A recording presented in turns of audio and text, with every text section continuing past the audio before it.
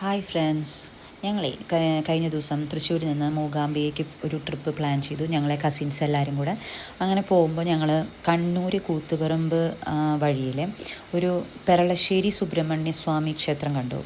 പോകുമ്പോൾ വളരെ നല്ലൊരു അമ്പലം, എന്താ പറയുക, സുബ്രഹ്മണ്യ സ്വാമിയുടെ പ്രധാന സുബ്രഹ്മണ്യ സ്വാമി ക്ഷേത്രമാണ് കേരളത്തിലെ പെർളശ്ശേരി അമ്പലം. അത് ഇവിടുത്തെ പ്രധാന പ്രതിഷ്ഠയായ സുബ്രഹ്മണ്യ സ്വാമീനെ പ്രതിഷ്ഠിച്ചത് തന്നെ മഹാവിഷ്ണുവിൻ്റെ അവതാരമായ നമ്മുടെ ശ്രീരാമസ്വാമിയാണ്.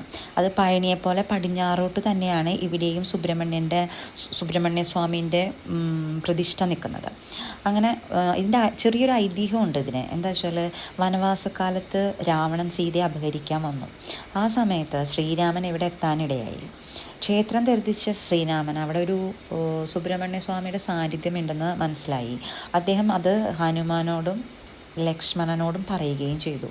അങ്ങനെയാണ് അവിടെ ഒരു ഐതിഹ്യം, അങ്ങനെയാണ് സുബ്രഹ്മണ്യ സ്വാമിയുടെ പ്രതിഷ്ഠ ഉണ്ടായത്.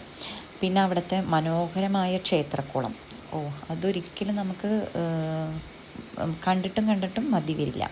പിന്നെ അവിടെ നിരവധി പ്രതിഷ്ഠകളുണ്ട്.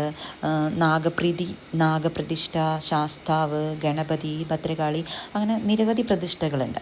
കൂടാതെ അവിടെ നമ്മൾ നാഗപ്രീതിക്കായി വഴിപാടുകൾ നടത്തുന്നുണ്ട്. വഴിപാടുകൾ സർപ്പബലി, 100 പാലും കൊടുക്കുക, അങ്ങനെ വഴിപാടുകളുണ്ട്. പക്ഷെ നമുക്ക് പറയാൻ പറ്റാത്ത അവിടുത്തെ ക്ഷേത്രക്കുളമാണ്. ഒരു രക്ഷയില്ല. എന്ത് രസമാണെന്നറിയോ കാണാൻ. നമുക്ക് പിന്നെ ഭയങ്കര നമ്മുടെ മൈൻഡൊക്കെ ഭയങ്കര പീസ് ഓഫ് മൈൻഡ്, ഭയങ്കര പോസിറ്റീവ് വൈബാണ് അവിടെ. ആ കുളം കാണുമ്പോൾ തന്നെ നമുക്കിങ്ങനെ ഭയങ്കരമായിട്ട് ഇഷ്ടം തോന്നും. നമ്മൾ അതിൽ ഇങ്ങനെ ഇറങ്ങി ആ സ്റ്റെപ്സൊക്കെ കയറി ഇങ്ങനെ നടക്കുമ്പോൾ ഉണ്ടല്ലോ, നമുക്ക് എന്തെന്നില്ലാത്തൊരു സന്തോഷം ഒക്കെ ഉണ്ടാവും. പിന്നെ അതൊക്കെയാണ് നമ്മൾ. അപ്പോൾ ഇടയ്ക്ക് എല്ലാവർക്കും പറ്റുകയാണെങ്കിൽ പോയി കാണും കേട്ടോ.